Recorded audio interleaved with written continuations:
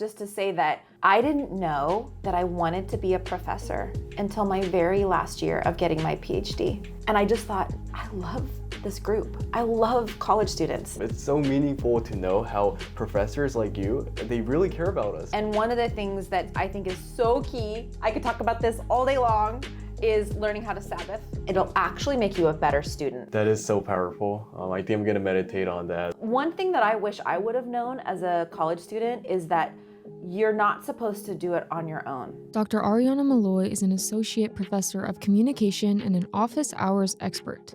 She is a scholar of organizational communication, so she knows how to use communication to help make businesses, nonprofits, churches, universities, and business professionals thrive. She focuses on meaningful work as a calling, and the connection between humility and burnout in calling. Her first book, Healthy Calling, From Toxic Burnout to Sustainable Work, came out earlier this year. Really, the linchpin to a healthy calling is humility.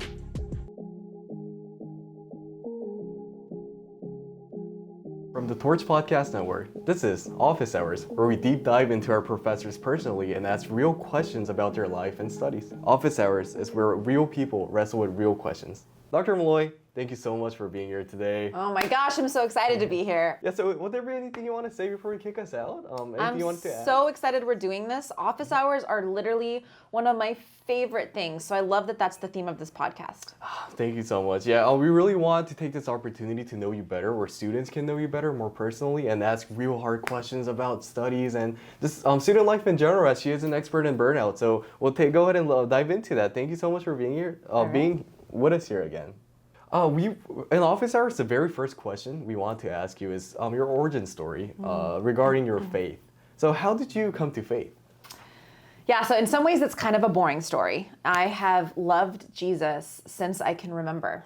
I know that I accepted him as my savior officially when I was 4 years old, but I waited until I was 5 to get baptized because I felt like I wanted to really remember that. And in fact, my dad was a pastor on staff at the time, and he baptized me in the Santa Monica Ocean. Interestingly, everyone warned me to plug my nose, but no one told me to close my mouth. And for some reason, that just didn't occur to me at age 5. So when I was baptized in the ocean fully came inside of me as well. And, drenched my insides and my outsides. And that was quite an experience. But I just have had a natural desire to know the Lord. It doesn't mean that it's all been perfect. There have been some highs and some lows. But he has been my savior, my companion, my shepherd, my guide, since I can remember. That is so awesome to hear. I'm so excited to listen to how you can connect burnouts with faith and stuff like that too in the future regarding your story. So adding on to origin story, can you tell us a little bit more about your academic background? Maybe some stuff that we missed, your journey to becoming a professor? Sure. I mean, I don't know how far back to go in this, so you just tell me, but to the point where in elementary school, if I was bored by a subject, don't tell anybody. I used to read under the table. I just was I'm bored by this, and so I would read under the table. I don't suggest that. In high school, I was pretty social, so I was captain of the cheerleading squad and part of choir, and I just loved people and social things, and there were some classes I connected to, but other classes that I just didn't. And so it wasn't until college where I learned that you could ask the why questions. And I had faculty literally want to ask more. Now, I started college as an undeclared. I changed my major 5 times unofficially, 3 times officially. I had no idea what I was doing. I actually felt a lot of embarrassment about that. So I started off as psych, loved a lot of it, but it just didn't quite feel like for me. And I did different kind of things. It wasn't until the beginning of my junior year where I had a communication class and I thought, people get to do this? I didn't quite know what I was gonna do with it, but neither of my parents finished college, so in that regard, I was the first gen. And so I went home and I just said, I don't know what I wanna do with it, but I really, really like my communication classes. And they said, go for it. So I've always had incredibly supportive parents. So I got my undergrad in communication. I ended up getting an emphasis in psychology and creative writing because I had so many other credits, and I was also a transfer student, so I was all the things. And I lived in a 3-person dorm at one point, so, experienced all of it. And so I took a year off in between my undergrad and my master's because it just felt like too much to try to apply for grad school and finish at the same time. And I never quite knew if that was the right thing. I don't think there's any one right way to do that. I think you can go straight through or take a break. I took a break for 1 year and I worked at a church and I worked at a nonprofit. And I remember that year after I graduated college, I cried every week. I mean, I had friends going on backpacking adventures all over Europe after they graduated, or people getting married, because I did go to a Christian undergrad and you know how that goes, or like starting some cool new internship. And I moved back at home with my parents and I had no idea, like deep down, I had no idea what I was gonna do. I felt like not a legitimate adult. So I cried once a week. And then I realized, well, I could either do work that I think is interesting, but not necessarily it. Or I could go back and get more schooling, more degrees. I got my master's in communication, and that is where the light bulbs went off for real. Like I felt like I was a bird let out of a cage and my wings could soar because we were all front rowers. You know, I don't know if this makes sense to you, but I remember in college, I would ask a question and then no one else was talking. And so I would look at my watch and be like, okay, I don't want to be one of those students that says too much, so I'm going to wait. In grad school, it wasn't like that. You know, we were all there. And so in my master's program, I worked as a consultant. I worked as a speech coach on campus, which meant I helped people develop their public speaking skills for various classes. And I fell in love with learning. And so after I graduated, I moved back at home with my parents because I still didn't quite know, like, what do I do with my job? I worked as an adjunct professor. I worked as a communication consultant for a nonprofit. But I just felt like there was something more. And at the time I was single, so I was like, well, I'm just gonna go get some more education because that won't hurt me. And if I can get a full ride scholarship, then let's go. So I applied to my ideal job, my ideal PhD program, doctorate program, and I got in. And it was a full ride scholarship. Now this is important, and I know this is kind of a longer answer, but just to say that I didn't know that I wanted to be a professor until my very last year of getting my PhD. I just did it because I knew learning more and getting equipped would help me no matter what. Especially as a woman, having education would help me. But I didn't realize until my last year, I saw all these freshmen walking around campus with their parents looking really scared. And my heart filled up with love for them. It was like, you could just see the liquid rising in my heart. And I just thought, I love this group. I love college students. So I called my parents and I said, I think I'm supposed to be a professor. That is such an amazing story. Almost like just as a student, as a sophomore, that just experienced it not too long ago about our first year anxieties and stuff. It's so meaningful to know how professors like you, they really care about us and they're here for a calling, and that they're really here for us just in general. And also, I think that's another message to students who maybe are unsure about their majors or still in their deciding stages on it. She did that and she made it, guys. So well, here's the deal. People actually change jobs. Are you ready for it? 10 times between the ages of 18 and 42. So unless you're going down a very specific trajectory, like becoming a medical doctor or maybe an accountant, other than that, you really want to get a degree that can be accessible in a variety of different jobs. So rather than being distracted by the title, I want to be this title, you really want to think about what kind of passions and skill sets do I have that I could use in a variety of different ways. So for example, I love being a professor, but here's what I love about it. I love collaborative learning and I love mentoring. Could I do that in different types of work? Totally. It just so happens that I'm doing it as a professor. I see. That's such an inspiring story, just like hearing your past and being with you in the present right now. And speaking of your PhDs and studies, I think we can just already go ahead and go in with burnout. So for viewers today, I do want to say that she is a professional in burnout. She has a PhD study on it, and I went ahead and for a first-hand experience, I went ahead and burned myself out. Sorry.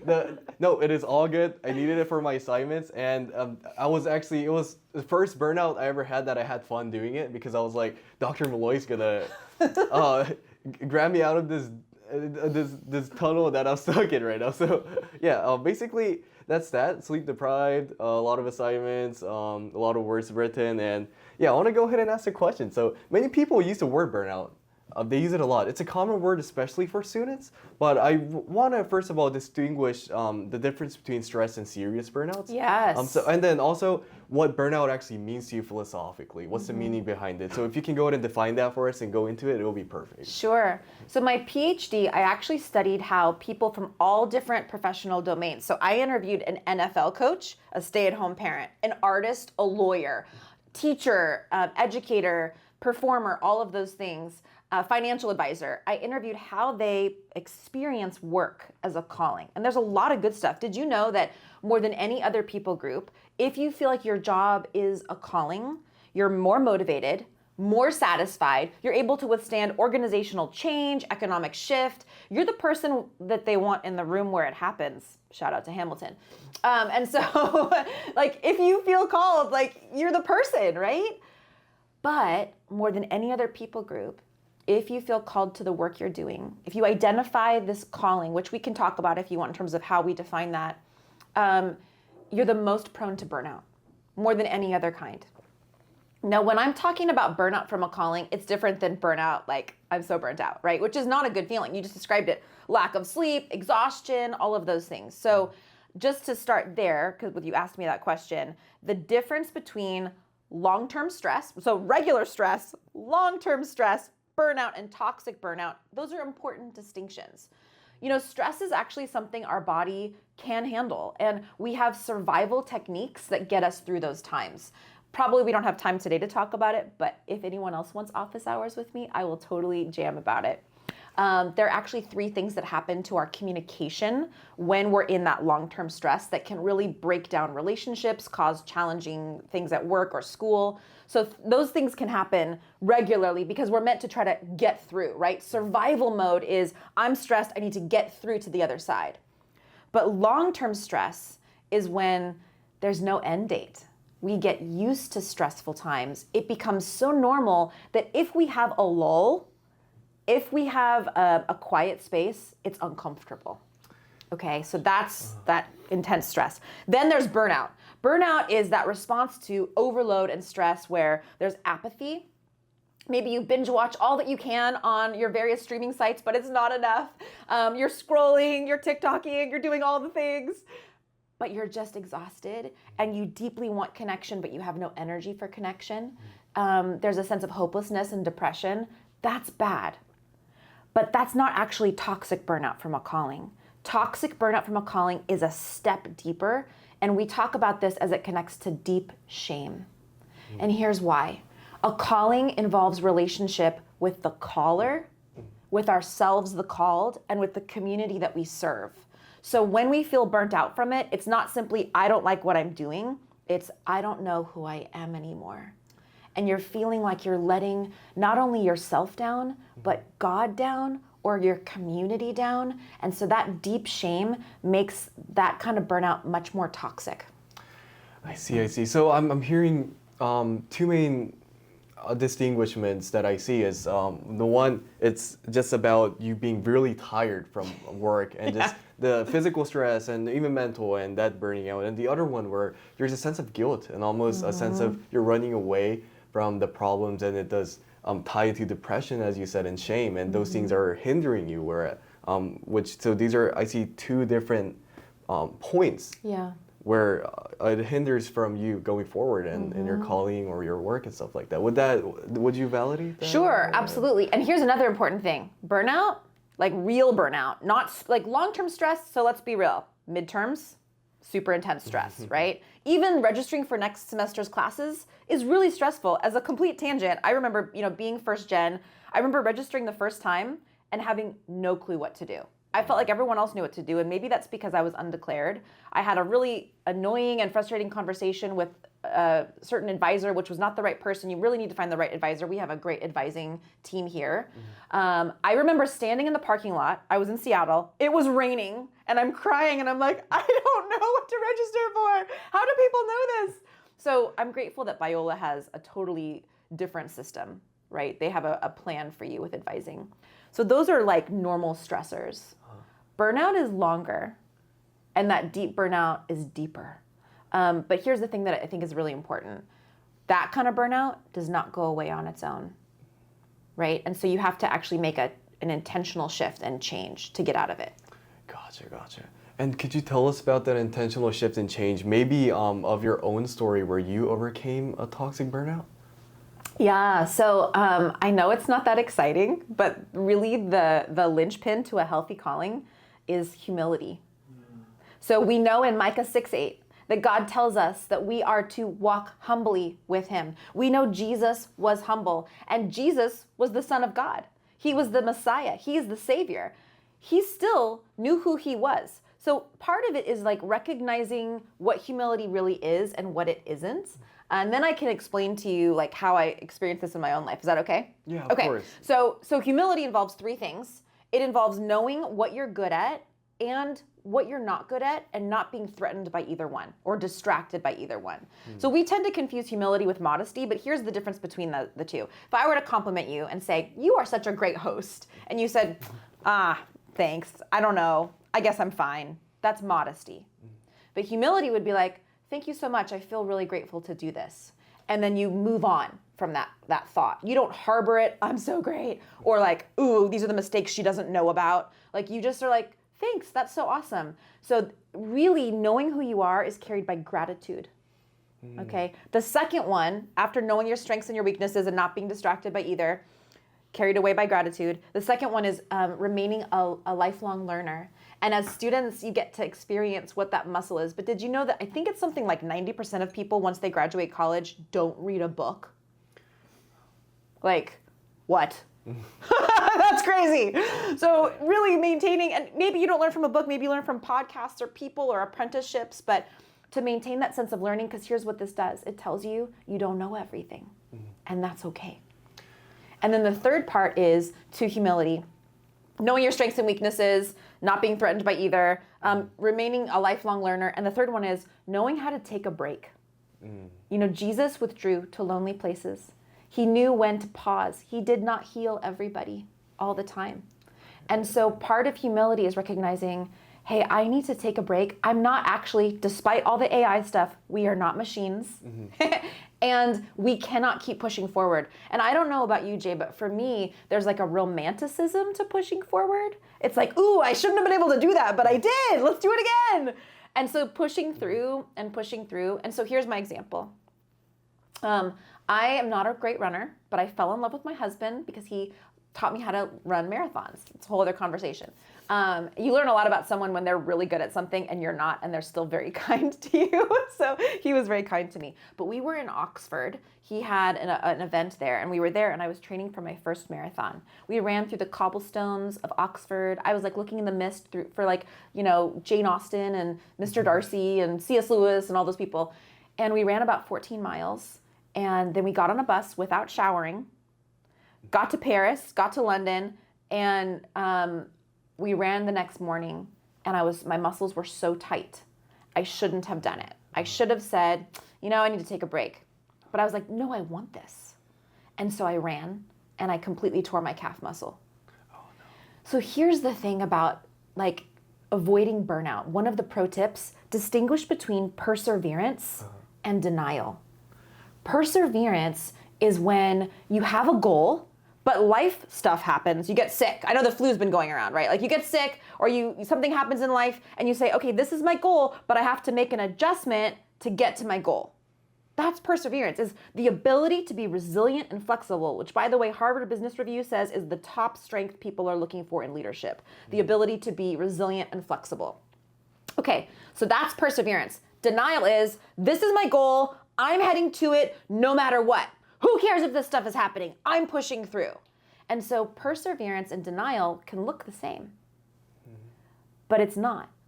It's an unwillingness and unrelentingness to make a change. So I've seen this in students who so badly want to get an assignment turned in on time, but they're overwhelmed, and maybe they email me the day the assignment is due. That's denial. Okay, perseverance would actually be to recognize 2 days ahead, you know what, I don't think I'm gonna get this done. I don't know if she'll let me, but I'm gonna email my professor and say, I am deeply overwhelmed, I need some help. That's perseverance. Oh, okay, that's just as a current student, I think that's such an inspiring way to put this whole teaching that you do. I think I personally deny a lot of the times. Oh, me too. Yeah, and then that really gets to me whether I don't end up finishing my tasks as well as I intended to, or as it just completely breaks me down.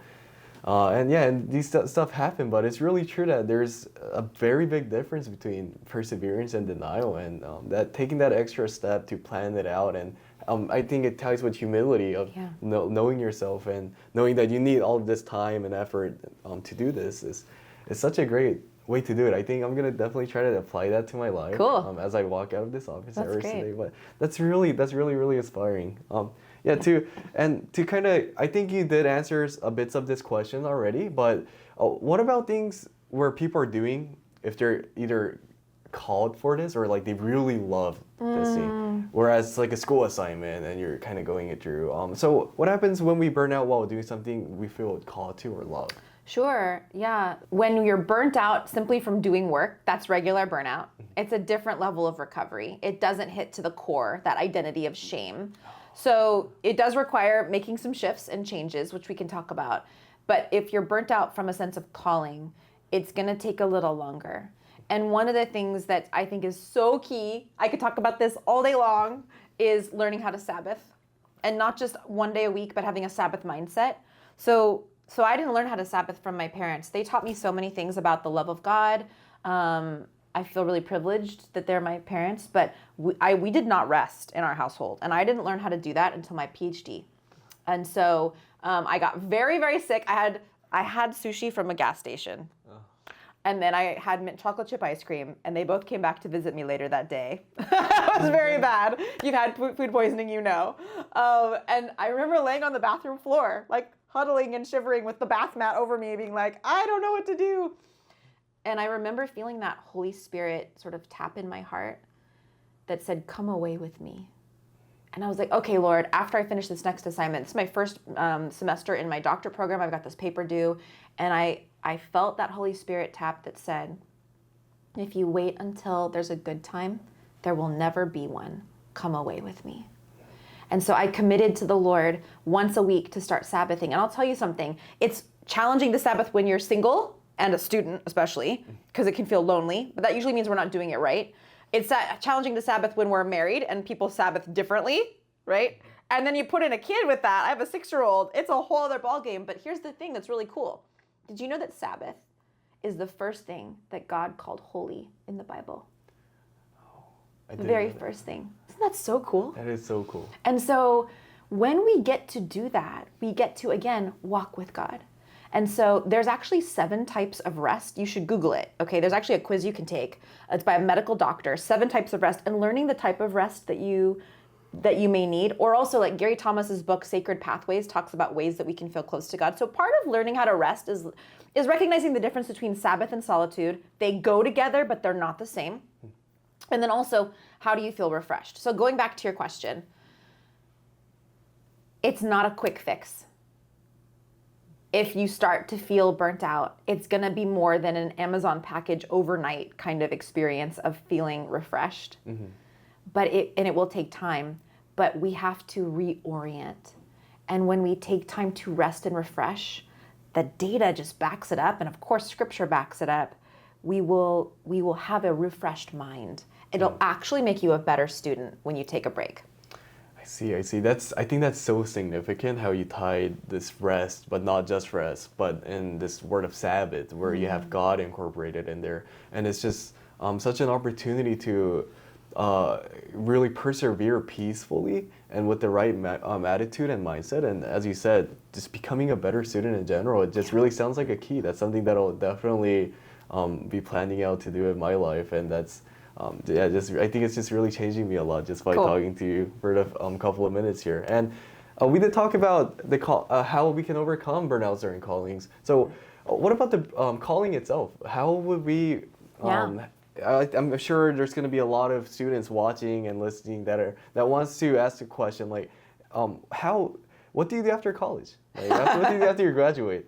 What are these meaningful things that they can use their assets that God gave them? So how do we find our calling? Yeah, it's a good question. By the way, I do teach a class every other spring on communication and calling, and all are welcome. So I'll be teaching in another 2 years. I think that will be spring 2027.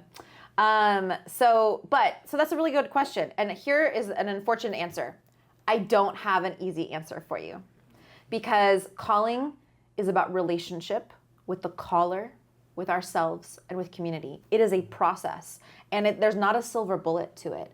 But here's a warning, I would say, and then I've got a couple of practical steps. The warning would be, don't be so consumed with figuring out your calling for the sake of certainty that we forsake our relationship with the caller. Because this entire thing is about getting to know him, and he is so faithful. So when I'm talking about calling, let's break it down a little bit. So there's our primary calling as Christians, which is to love God and love others in everything we do. It is a reaction and a response to the caller. So in everything we do, we are loving God and loving others. That's our primary calling. But if we stop there and we don't think about our secondary or specific callings, we forget that God is a personal God. He knows every hair on your head. He knows your heart's longings, and he knows your deepest fears. And he crafted you with certain gifts and skill sets that if you develop them, when you're doing them, it feels like a sweet spot, right? Like, you're like, oh yeah, not everyone likes this, but I love it, right? And so work, paid work, is one way that you can experience it. Now, not everybody does, and it's really a privilege. It's a privilege because it requires risk. We do need support. There's sacrifices that can be made. But even if you pursue a job as just a job or a career, you can also do side work. Like, I know a lot of people that have paid work that they like or even don't like, but then on the side, they're pursuing that sense of sweet spot. So I think my hope for students is that they wouldn't be afraid, but also that they wouldn't be afraid to pay attention to that whisper of, ooh, when I do this thing, it feels like my sweet spot. Now, here's the important part. A calling in work involves 4 things. It involves that it feels meaningful. It involves a sense of response to the caller. It involves skill set and passion combined. And for that, it's like, you have to develop it, right? So if you feel called to be a surgeon, you don't walk in day 1, you're like, where's the body, right? You have to get yourself ready for it, right? But the 4th thing is really important. It positively impacts others. And that's what makes it different than a hobby. Hobbies are super great, and that can make you feel close to God. But a calling, remember, is to love God and love others, right? It's not just about the self. And I think sometimes we forget that. We forget that 3rd C of community. So when you're thinking about your calling, you want to think about how it is honoring to God, honoring to yourself by paying attention to the things that you love, that feel right, and then also honoring to others, knowing that you can make a difference. So what I would say to students is start doing informational interviews. Have you heard of informational interviews before? No, I haven't. Can you speak about it? Totally, let's talk about it. So informational interviews are super great because you're not asking for a job, okay? The first place to start is talk to a professor in office hours, or maybe your parents or an aunt or uncle or someone who's out in the workforce, and make a list of maybe 3 to 5 people who are doing work that you're just interested in. So whether it's pastoral work or nonprofit work or corporate work, and you reach out to them and you say, hi, I'm a student, because when you're a student, it's like a free pass. Make use of that. Say, hi, I'm a student. I would love to learn more about what you do. Can I treat you to a coffee or meet you on a Zoom? Okay. So when you do, you want to ask about 6 questions. You're not asking for a job. Okay. You're asking 6 questions. The first one would be like, tell me about the kind of work that you do. I'd love to hear about it. What does a good day feel like when you're doing your work? What does a bad day feel like in your job? What's something that you'd recommend someone who's interested in your kind of work be doing? What's something you wish you'd known when you started? And what are you excited about in the year to come? By asking those questions, you're going to learn more about them. Now, after you have this meeting, you follow up within 24 hours and you say, thank you so much for this opportunity. And if it felt like a good connection, I would love a chance to do more of what you're doing. If there's ever an internship or a job shadowing experience, please let me know. And oh, by the way, is there anyone else that you'd recommend that I talk to? And that creates building a network without asking directly for a job. So I remember being curious about being a psychologist because I just love the idea of helping people. But when I met with a psychologist and I learned that the primary people they interact with are their patients all day and they're by themselves in a room with kind of no windows, which I'm sure is not all of psychology jobs, I thought, this is not for me. I wouldn't have known that, you know? So I think informational interviews are such a great place to start when trying to discern your calling in work. Gotcha. That's such a practical advice that we can just apply to our everyday lives. So we might even use it for the next few questions for next professor. Cool. So, yeah, that'll be awesome. And I love how your emphasis on simplicity. It's just you just drawing back to the foundation of God's calling of love God and love your neighbors. And I think that's just really it. You know, it's just been that simple for Christians, and it's exactly the point where we miss a lot in our world today. So thank you so much for telling us that. Yeah, okay, so we are heading towards our ending time of our office hours today, but before we wrap up, I do want to ask you questions do you have any advice for students as we keep persevering through school and head towards the end of the semester? Anything specific for us? Yeah. First of all, I just think you guys are great. I think one of the things that's hard for a professor is to remember that although we're familiar with this information, it's all new to you. And every class has different rules, and they use the syllabus differently, and they use Canvas differently, and there's different expectations. And so you guys are having to do something called code switching all the time. And that's exhausting. So I just want to honor that.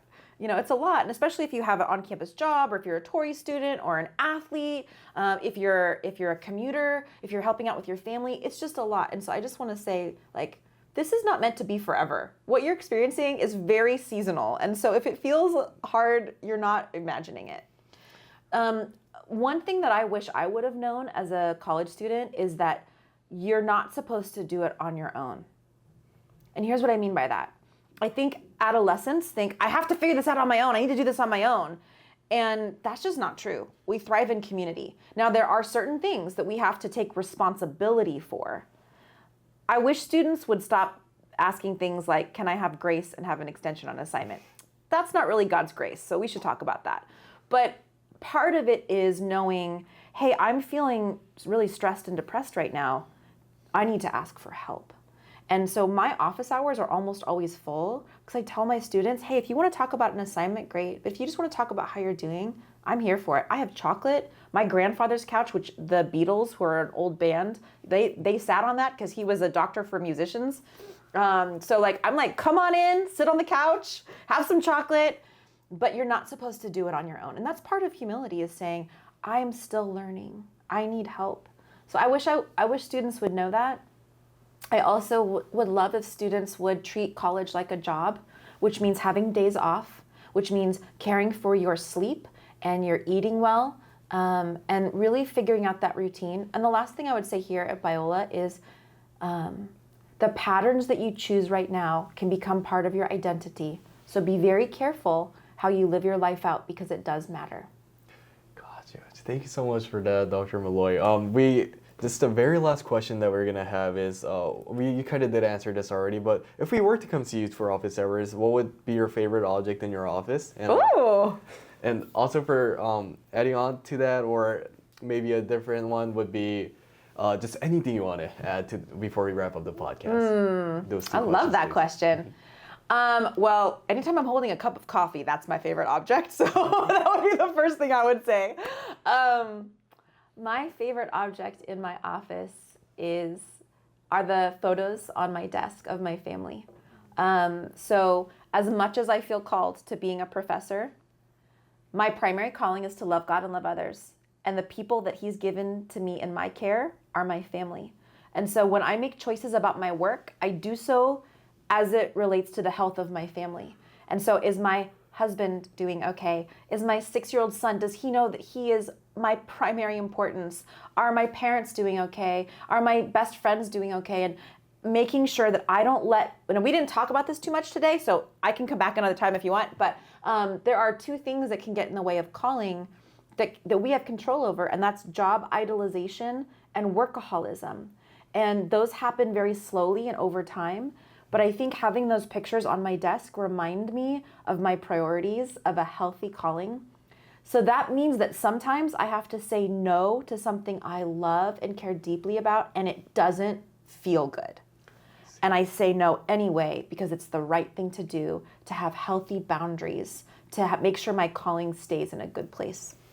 Wow, that's so great. Thank you so much. Would there be anything else you want to add before we wrapped up the office hour? I think I would just say, like, we need to be gracious to ourselves. So just even this last weekend, I completely failed at Sabbath. Like, it was Halloween, there were lots of parties and events, and it felt like, man, I just did not push into that rhythm that I wanted. So part of our Sabbath is that we're not on our phones, and we have a little box in our home, and we put our phones in there, and we don't like clutter up our day with obligations. And you know what? I wasn't able to do that well.